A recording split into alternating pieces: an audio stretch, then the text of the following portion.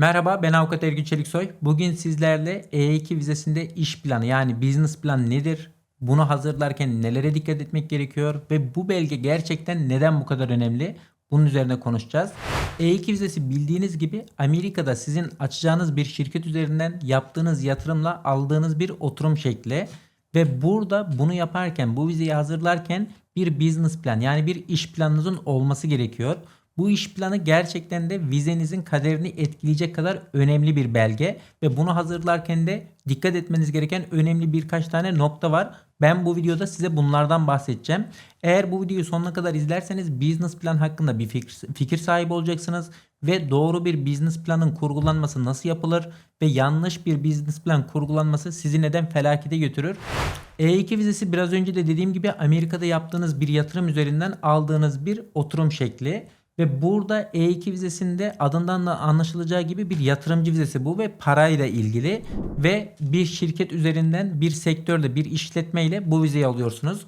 Burada önemli olan nokta şu. Aslında siz E2 vizesine başvururken diyorsunuz ki kabaca benim şu kadar param var ve bu paranın kaynağı temiz. Ben şimdi bu parayı Amerika'da şirketime koyacağım ve şu işi yapacağım. Bu yapacağınız işi söylüyorsunuz ve bunun üzerinden de bu vizeye başvuruyorsunuz. Business plan tam olarak burada devreye giriyor. Çünkü sizin gerçekten koyduğunuz bu miktar, bu yatırım miktarı sizin iddia ettiğiniz bu business modelini hayata geçirmek için yeterli mi? Ve ileride sizin işletmeniz başarılı olur mu, olmaz mı? Tam olarak bunun tartışıldığı, açıklandığı ve bu işletmenin neden başarılı bir işletme olacağına yönelik yaptığınız argümanların yer aldığı bir belge bu business plan dediğimiz şey.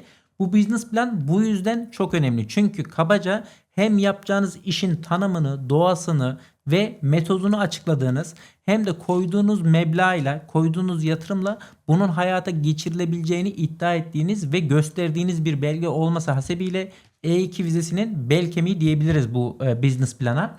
O yüzden de business plan kabaca başka yerlerden copy paste yapılarak yani kopyala yapıştır yapılarak ya da üzerine çok düşünülmeden hareket edemeyeceğimiz bir belge. Bunun gerçekten sizin işletmeniz için, sizin iş modeliniz için ciddi şekilde üzerine düşünülmesi ve size özgü, sizin işletmenize özgü şekilde hazırlanması gerekiyor. Çünkü sizin koyduğunuz yatırım miktarı ve sizin yapacağınız iş modeli bir başkasının koyduğu yatırım miktarı ve iş modeliyle farklı olabilir. Yatırım miktarı ve iş modeli aynı olsa bile bu işletmeler farklı şehirlerde, farklı eyaletlerde, farklı dinamiklere tabi olabilirler. O yüzden gerçekten de size özgü, sizin işletmenize özgü bir şekilde hazırlanması gerekiyor business planın. Peki business planın önemini anladık herhalde. Business planda nelere dikkat etmemiz lazım? Yani bir business plan kabaca neleri içermeli?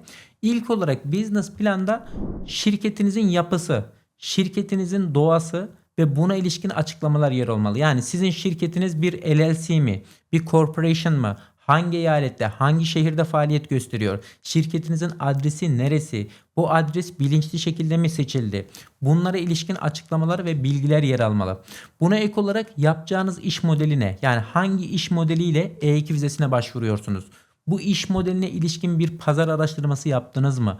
Bu iş modelinin şu an Amerika'da güncel olarak durumu nedir? Yani öne çıkan bir sektör mü yoksa gitgide daralan, küçülen bir sektörde mi faaliyet göstereceksiniz? Buna ek olarak sizin hedef kitleniz, müşterileriniz kim olacak? Yani kimleri hedefleyeceksiniz? Amerika'daki bütün popülasyonu etkileyen bir business modeliniz mi var? Yoksa daha niş, daha dar kapsamlı bir business kitleniz mi var? Müşteri kitleniz mi var? Bunları rasyonel ve mümkünse datalara dayanan bir şekilde hedeflemeniz gerekiyor. Bu niye önemli? Çünkü sizin koyacağınız parayı üzerine düşünülmüş bir şekilde harcayıp harcamadığınızı gösteriyor bu. Yani bir işletmeci, ticaretle uğraşan birisi nasıl ki bir yatırım yaparken fizibilite çalışması çıkarır. Der ki ben bu işi yaparsam bu iş tutar. Buraya bir kafe açarsam buraya insanlar gelir. Ben onlara kahve satarım ve para kazanırım. Ve benim hedef kitlem o bölgede yaşayan gençlerdir. Gençler genelde şu saatler arası şu kadar kahve içer, sandviç yer, kek yer. Bunların planlamasını yapıp bir fizibilite çıkarıyor. Aynen ona benzer bir şekilde sizin yapacağınız işletmenin doğasına ve hedef kitlenize uygun şekilde sunduğunuz ürünleri veya hizmetleri de belirleyerek bir business plan tasarlanması gerekiyor. Burada dediğim gibi lokasyonun da önemi var. Yani niye o lokasyonu seçtiğinizin bir önemi var. Önemi olabilir yani daha doğrusu.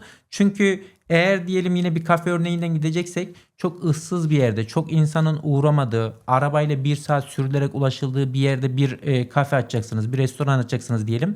Bunu yapabilirsiniz ama bunu business planınızda gerekçelendirmeniz lazım. Niye o lokasyonda bu işi yapıyorsunuz? Hedef kitleniz kim? Niş bir hizmet mi veriyorsunuz? Bunları göstermeniz gerekiyor.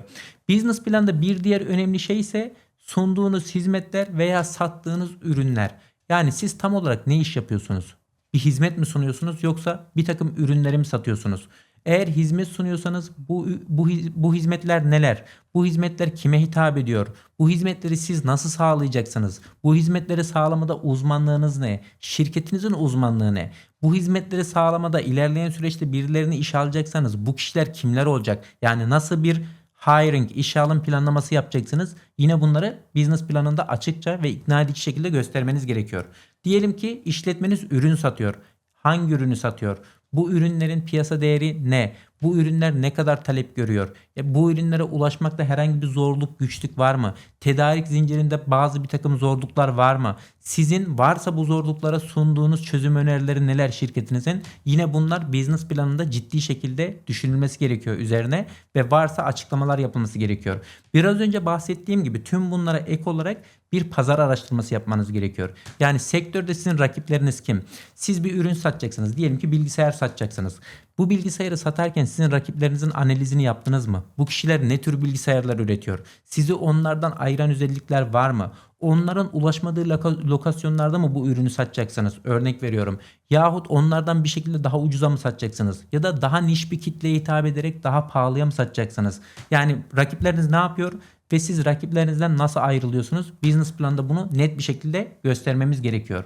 Ve en önemlisi ileriye dönük olarak finansal projeksiyon yapmanız gerekiyor. Çünkü siz E2 başvurusu yaparken belli bir miktar para koyuyorsunuz. Bu paranın da önemli bir kısmını E2 vizesi yaparken zaten investment'a yani yatırıma dönüştürmüş oluyorsunuz. Sizin iddia ettiğiniz şey yatırıma dönüştürdüğünüz bu para üzerinden, bu yatırım üzerinden ilerleyen süreçte şirket karlılığınızı artırmak ve mümkünse istihdam yaratmak, güzel bir gelir elde etmek. Buna yönelik de bir finansal projeksiyon yapmanız gerekiyor. Bu finansal projeksiyonu eğer Amerika içinden statü değişikliği yapıyorsanız en az 2 yıl, eğer konsolosluk üzerinden sürecinizi yürütüyorsanız en az 5 yıl için yapmanız gerekiyor. Ve burada uçan kaçan rakamlar söylemek gerçekten çok absürt oluyor. Yani üzerine düşünmeden 50 bin dolarlık bir yatırım yaparak bir yılın sonunda 1 milyon dolar ciro yapacağım, 150 bin dolar kar yapacağım dediğinizde herkes yaptığı diğer işi gücü bırakıp o sektöre yönelsin o zaman. Yani gerçekten ayakları yere basan şekilde koyduğunuz yatırım miktarıyla yaptığınız işle ve business modelinizle uyumlu olacak şekilde akla yatkın bir şekilde bu ileriye dönük finansal projeksiyonu yapmak çok önemli. Buradaki tutarsızlıklar, örnek veriyorum, finansal projeksiyonu yapıyorsunuz. Birinci yılda belli bir miktar karlılık ve ciro yapacağınızı söylediniz. Ama bunu hesaplarken birinci yılda birini işe alıp maaş ödemesi yapacak mısınız, yapmayacak mısınız bunu tartışmadınız. Ya da business planınız diyor ki ben birinci yılda 2 kişiyi işe alacağım diyor. Ama ileriye dönük yaptığınız bu finansal projeksiyonda o kişilere ödeyeceğiniz maaş ödemesini hesaplamadınız diyelim. Büyük bir çelişki. Aynı business plan içinde hem birilerini işe alacağım diyorsunuz birinci yılda, atıyorum 6. ayda ve 7. ayda 2 kişi işe alacağım dediniz. Ama finansal projeksiyonu yaparken bu kişilere ödenmesi gereken maaş hesabını yapmadınız ileriye dönük bu hesaplamada. Bu büyük bir çelişki, açıklanması güç. Ya da ne bileyim lease ödüyorsunuz, yani kira ödüyorsunuz ya da farklı business giderleriniz var.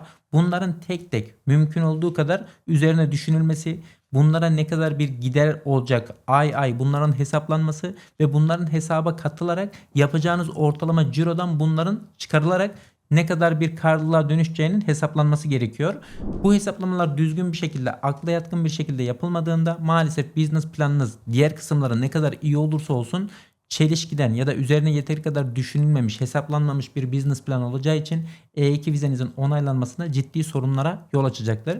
Ben bu videoda kabaca business plan konusuna girmek istedim. Çünkü bu gerçekten bu belgenin önemi ya da bu belgenin neden dosyaya eklenmesi gerektiği konusunda çok net anlaşılmadığını ve soru işaretleri olduğunu görüyorum bana gelen sorularda. Bu konuya netlik kazandırmak istedim. Business plan dediğim gibi gerçekten çok önemli. Sadece böyle copy paste şekilde ilerletilemeyecek bu şekilde hazırlanamayacak. Üzerine tam tersi ciddi şekilde düşünülmesi, kafa yorulması gereken bir belge. O yüzden bu videoyu yapmak istedim. Eğer E2 vizesine başvurmak istiyorsanız ve hukuki desteğe ihtiyacınız varsa yorumlarda bizim iletişim bilgilerimizi bulabilirsiniz ve ofisimizle iletişime geçebilirsiniz. Bir sonraki videoda görüşmek üzere.